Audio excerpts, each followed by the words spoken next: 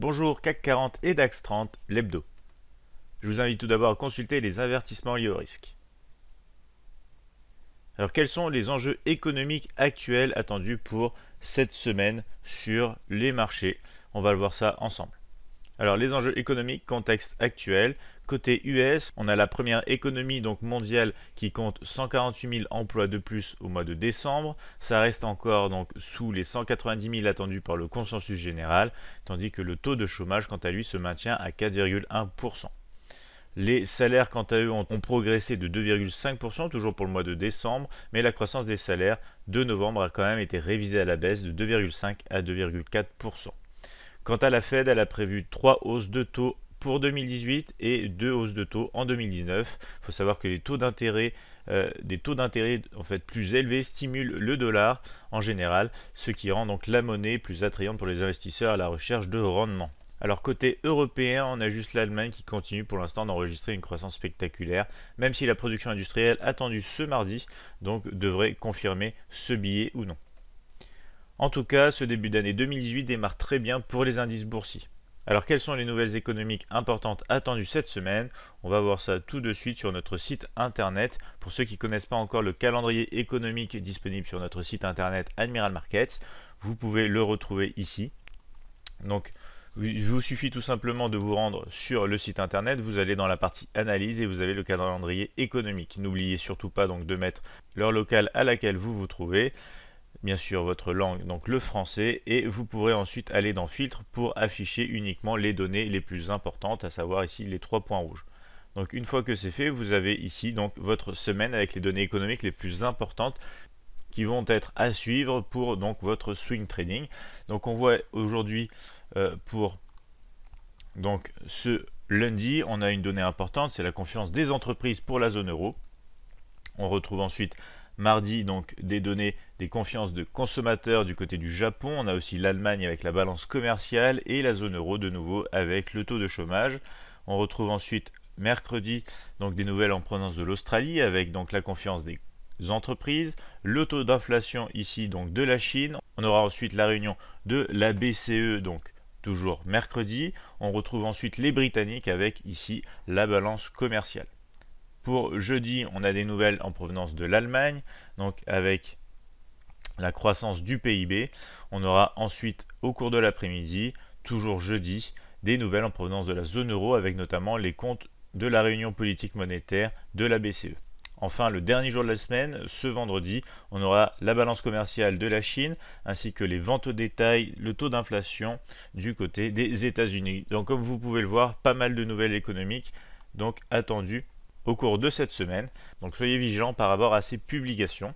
On va retrouver maintenant donc les niveaux de support et résistance pour cette semaine, notamment sur les indices européens pour commencer avec un CAC 40 qui observe un support sur les 5420 suivi par les 5300 niveaux importants et les 5150. On a des résistances dès les niveaux des 5520, 5630 et 5750. Quant au DAX, lui, le premier support est observé sur les 13 170, suivi par les 12 900 et 12 540. Les résistances se trouvent dès les niveaux des 13 470, 13 730 et 13 950.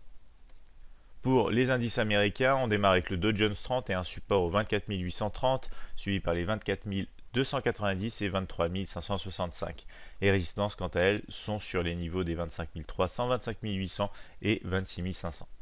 Pour le Nasdaq, on a un premier support sur les 6530, 6400 et 6255. On observe des résistances sur les 6700, 6900 et 7100. Les matières premières, quant à elles, avec l'or, observent un premier support donc sur les 1295, suivi par les 1265 et 1230. Les résistances seront présentes sur les niveaux des 1320, 1350 et 1385. Pour le pétrole, le premier support quant à lui est au niveau des 61,20, suivi par les 58,75 et 56,50. On retrouve des résistances sur le niveau clé psychologique des 64, ainsi que des 67,50 et 71,45. Enfin, on passe au Forex avec l'euro USD et un premier support au 1,1860, suivi par les 1,1720 et 1,1565. Les résistances démarreront sur les 1,2050, puis les 1,2230 et les 1,24. Pour le GBP USD, le premier support est au niveau clé et psychologique des 1,33, suivi par les 1,3050 et les 1,28. Les 1,36 seront le premier obstacle pour la hausse, suivi par les 1,3850 et 1,4150. On aura ensuite l'USD GPY avec un premier support sur les 111,50, suivi par les 109 et 105. Des résistances dès les 114,30, 118 et 121,30. Enfin l'USD CAD avec un premier support au 1,2050, suivi par les 1,1780 et 1,15. Les résistances démarrent dès les niveaux des 1,2550, 1,2670 et 1,29 niveaux importants. On va passer maintenant au graphique de trading MT5.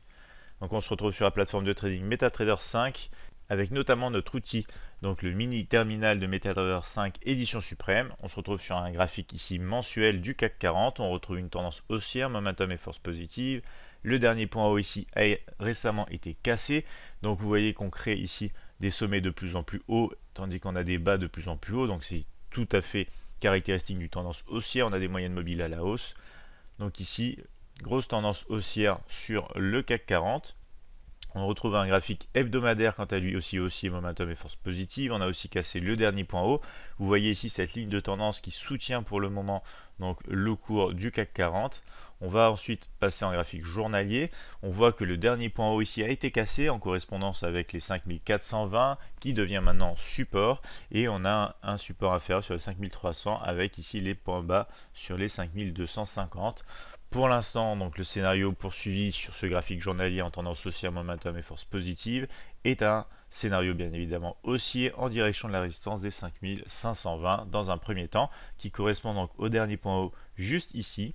Le prochain obstacle sera sur les 5630 voire les 5750. Donc scénario attendu pour l'instant des négociations toujours au-dessus de ce support. Soit on se rend directement sur la résistance, soit on vient donc faire un retest donc, du support des 5420 avec les derniers hauts sur les 5430 pour ensuite finalement se rendre normalement sur la résistance des 5520 au cours peut-être de la semaine. On passe maintenant sur le DAX 30, graphique mensuel, forte tendance haussière également ici avec des moyennes mobiles largement haussières, tendance haussière, momentum et force positive. Les derniers points hauts sont cassés. On retrouve cette forte zone ici, donc de structure ici la plus récente sur ce graphique mensuel, autour des 12 900. On va passer maintenant en graphique hebdomadaire. On a ici aussi une ligne de tendance haussière qui soutient le prix en accord avec la moyenne mobile exponentielle 20 à l'heure actuelle et cette zone de structure. Donc on a les derniers points bas qui correspondent avec ces niveaux. Donc ces niveaux sont véritablement importants à l'heure actuelle. Pour l'instant ici on a donc des négociations près du dernier point haut. On va passer sur un graphique journalier, tandis que les tendances de fond sont haussières. On retrouve aussi ce graphique ici journalier, fortement haussier, momentum et force positive. On est en train de casser les derniers points hauts, donc ici aussi, scénario attendu, une poursuite sur la résistance des 13 470, alors soit de manière directe, soit avec un retracement pour un retest aux alentours de la zone de support des 13 170 et des derniers points hauts, et on aura normalement une poursuite sur les 13 470. En tout cas, tant qu'on ne casse pas cette fameuse zone de résistance des 12 900, on reste dans des scénarios haussiers. Si on repasse sous les 13 170, ce sera un phénomène donc de trading de range, puisque comme vous le voyez précédemment, ça a été une zone de congestion, une zone de consolidation. Donc si on revient en dessous, soyez donc vigilants, on sera en période de trading de range. En revanche, toujours au-dessus, scénario aussi en direction donc de la résistance des 13 470 dans un premier temps, en attente des 13 730 pour le DAX donc au cours de cette semaine. On va passer sur le Dow Jones 30, graphique mensuel fortement haussier. Les derniers points sont cassés depuis maintenant longtemps. Tendance haussière, momentum force positive. Graphique hebdomadaire toujours fortement haussier ici avec nos indicateurs sur le mini terminal. On retrouve le dernier niveau de structure clé sur les 23 565, donc maintenant assez loin. On a une petite zone qui commence à se dessiner ici autour des 24 800. On va passer en graphique journalier ici, fortement aussi haussier. Dernier point haut cassé en correspondance avec les 24 830.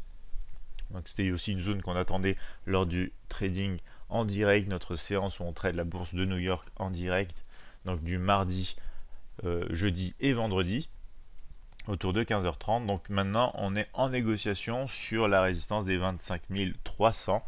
Donc ici le scénario, si on clôture véritablement au-dessus, c'est une poursuite sur la résistance des 25 800. En revanche, si on repasse en dessous, on peut s'attendre à des mouvements de correction pour venir retester la structure ici, établi donc autour du support des 24 800, toujours en attente donc de scénario aussi étant donné les fortes tendances à la hausse. En revanche, scénario véritablement peut-être en rupture avec la tendance de fond si jamais on casse ici forcément les 24 700 environ. On pourrait commencer à avoir donc des scénarios baissiers qui se mettent en place de manière un peu plus sérieuse sur l'indice américain, étant donné la forte poussée de l'indice. On va avoir de temps en temps quand même des corrections qui pourront être normalement exploitables. En attendant, scénario favori est toujours haussier au-dessus des 25 300 pour le Dow Jones au cours de cette semaine. Du côté du Nasdaq 100, graphique fortement haussier au niveau mensuel, les derniers points hauts ici sont véritablement très loin. Sur ce graphique ici hebdomadaire, forte tendance haussière, momentum et force positive. On a ce canal ici haussier journalier qu'on va retrouver après. Les derniers niveaux de structure hebdomadaire véritablement importants sont les 6400. En graphique journalier, vous retrouvez donc des niveaux de structure un peu plus définis. On a cassé le niveau des 6530, donc maintenant ça joue le rôle de support en accord avec les derniers points que vous retrouvez juste ici. On est donc pour l'instant en négociation proche de la résistance qu'on n'a pas encore atteint, résistance des 6700. Donc on est aussi proche de la borne haute du canal journalier, donc on va peut-être pas atteindre tout de suite la résistance, on va peut-être avoir ici un phénomène donc de rebond, de correction pour venir tester donc le support des 6530 et la dernière zone de structure, voire pourquoi pas aussi la borne basse ici donc du canal haussier journalier, donc dans un graphique forcément comme vous le voyez ici haussier, on réalise des points hauts de plus en plus hauts, des points bas de plus en plus hauts, donc on peut s'attendre à avoir un mouvement de correction donc sur le support des 6530. En revanche, si on casse véritablement ici donc les 6400, le canal aussi journalier et le dernier point bas sur les 6375, on pourrait avoir un retournement de tendance qui commence donc sur le Nasdaq 100. Pour l'instant, étant donné la tendance de fond, les scénarios favoris sont pour un rebond sur les 6530 en direction des 6700. Si jamais on casse directement les 6700, on a donc des scénarios attendus en direction des 6900 dans un premier temps. On passe alors sur ce graphique donc mensuel haussier, momentum positif et force négative. Les derniers points hauts ici englobent le prix. On a des moyennes mobiles très serrées qui commencent à se retourner à la hausse. Donc on va voir en graphique hebdomadaire qu'on est sur le point de casser ce triangle d'indécision. On a cassé les derniers points hauts, les moyennes mobiles sont à la hausse. On a un graphique hebdomadaire haussier, momentum positif et force négative. On passe en graphique maintenant donc journalier. On va voir qu'il nous faut une confirmation quand même au-dessus des 1320 pour pouvoir envisager des scénarios aussi direction résistance des 1350. Pour l'instant, on est toujours à peu près donc dans ce triangle d'indécision sous la résistance, même si c'est un graphique donc haussier, momentum, force positive. Faut attendre une confirmation, une cassure donc au-dessus de cette résistance pour envisager des scénarios haussiers. Pour l'instant, ce qu'on risque donc d'avoir, c'est une correction sur les derniers niveaux de structure, donc avec le support des 1295 et les derniers points hauts sur les 1300 environ. Du côté du pétrole, on retrouve un graphique haussier, momentum et force positive. Même si les moyennes mobiles sont à la baisse, on a des négociations maintenant au-dessus de la moyenne mobile 50. Donc retournement de tendance. On a cassé aussi les derniers points hauts. On va passer en hebdomadaire. On a cassé aussi ici les derniers points hauts. On est sorti de ce triangle d'indécision à la hausse. Et le mini terminal nous confirme donc une tendance haussière, momentum et force positive. Donc on va chercher tout simplement sur des graphiques journaliers des poursuites donc, du mouvement. Vous voyez ici on a même cassé ce petit triangle d'indécision au cours des dernières semaines. Ici les scénarios attendus, c'est une poursuite du mouvement aussi au-dessus des 61,20 en direction des 64,00, donc des niveaux psychologiques et résistance importante. Et si jamais on a des mouvements de correction, ce sera donc un petit peu moins avantageux puisqu'on a une forte zone ici de structure pour un mouvement peut-être entre les 61,20 et les 58,75. Mais le scénario, comme vous l'avez vu, de fond est quand même favori à la hausse. Donc on va favoriser la hausse du moment qu'on reste donc au-dessus des 61,20. Après, si on tombe sur les 58,75, on aura aussi des potentiels rebonds haussiers étant donné les zones de structure assez intéressantes qu'on a ici et la tendance de fond. Sur l'euro USD maintenant avec le marché Forex, on passe sur un graphique mensuel haussier, momentum et force positive. On a cassé ici cette zone donc de structure des 1,1565.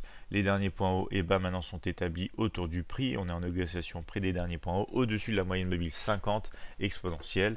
Donc même si la configuration est baissière, on peut commencer à avoir un début de retournement de tendance puisqu'on est au-dessus de la moyenne mobile 50. On va passer en hebdomadaire, on a un triangle d'indécision ici où on est sorti donc à la hausse, on a aussi cassé les derniers points hauts, forte tendance haussière, momentum et force positive sur ce graphique hebdomadaire. En revanche, en graphique journalier, on voit bien qu'il nous faut une confirmation au-dessus de la résistance des 1,2050 pour envisager donc ce scénario haussier direction résistance des 1,2230. Pour l'instant, on est donc sous cette résistance, on est même donc en léger retracement, peut-être jusqu'au support des 1,1860, voire un petit peu avant sur les derniers points hauts sur les 1,1900 au niveau psychologique aussi, pour commencer à avoir potentiellement donc un rebond et se rendre à nouveau tester les 1,2050 en attendant les 1,2230. Donc ici après vous pouvez aller dans des unités de temps plus petits pour voir si vous avez par exemple ici un moyen d'identifier une zone de congestion, une zone de consolidation et d'avoir une confirmation en cas de cassure donc de la résistance des 1,2050 pour envisager les scénarios aussi. On passe sur le GBP USD, ici tendance baissière avec des moyennes mobiles à la baisse, on est en période de retracement quand même, c'est pour ça qu'on a un momentum et une force positive. Les derniers points hauts ici ont été créés juste là, les derniers points bas sont maintenant assez bas ici. On va passer en graphique hebdomadaire, on a un triangle d'indécision qui a été cassé à la hausse, on a même cassé les derniers points hauts ici dans un graphique hebdomadaire haussier, momentum et force positive. On retrouve donc des moyennes mobiles haussières aussi sur ce graphique journalier en forte tendance haussière, momentum et force positive. Donc c'est le mouvement de retracement dans la tendance de fond mensuelle. Néanmoins, si on casse la résistance des 1,36, qui est un niveau important, comme vous le retrouvez ici, c'est aussi donc le point le plus haut de ce triangle d'indécision. On a cassé donc ce triangle, mais on est retenu quand même par ce niveau de résistance psychologique. Donc il faudrait une attente donc au-dessus des 1,36 pour avoir des scénarios aussi favorables sur les 1,3850. Tandis que si jamais on reste sous ce niveau, on va forcément peut-être réintégrer ou rebondir sur ce dernier niveau de structure des 1,3535. Mais en attendant, on n'aura pas de réelles opportunités avantageuses à la hausse si on n'est pas au-dessus des 1,36. Si on passe pareil sous les 1,3300, on a potentiellement une reprise de la tendance mensuelle qui pourrait s'enclencher et avoir des scénarios baissiers en direction des 1,3050 et peut-être des 1,28. Au niveau de l'USD GPY et du graphique mensuel, on est en tendance haussière avec ces moyennes mobiles qui commencent donc à observer une pente haussière à nouveau. On a quand même un momentum et une force négative. Les derniers points hauts ici sont très proches. On se dirige donc vers ces derniers points. On est dans un triangle quand même d'indécision encore au niveau donc hebdomadaire. On n'a pas cassé les niveaux. Il nous faudra une confirmation au-dessus des 114,30 pour avoir une poursuite à la hausse dans un graphique ici hebdomadaire haussier, momentum positif et force négative. Sur le graphique journalier, on a plus de détails avec une forte tendance haussière, momentum haussier aussi, mais force négative. On est dans un mini triangle d'indécision, donc compris dans le grand triangle d'indécision, dans lequel pour l'instant on oscille avec donc les derniers points hauts et derniers points bas. Donc les scénarios favoris à la hausse, c'est uniquement en cassure de ces deux triangles d'indécision et notamment de la résistance des 114,30. Alors à ce moment-là, on aura véritablement des scénarios intéressants à la hausse. Si on reste dans ce triangle d'indécision plus large, on peut casser le petit triangle d'indécision, les derniers points bas pour se diriger sur les 111,50 et ensuite sous ce niveau on pourrait avoir des scénarios baissiers. Il faut rester vigilant puisqu'on est toujours à l'intérieur du grand triangle d'indécision et il faudra alors viser sûrement les 109,00 niveau psychologique et zone de structure de support comme vous pouvez retrouver ici qui a très bien fonctionné dans le passé.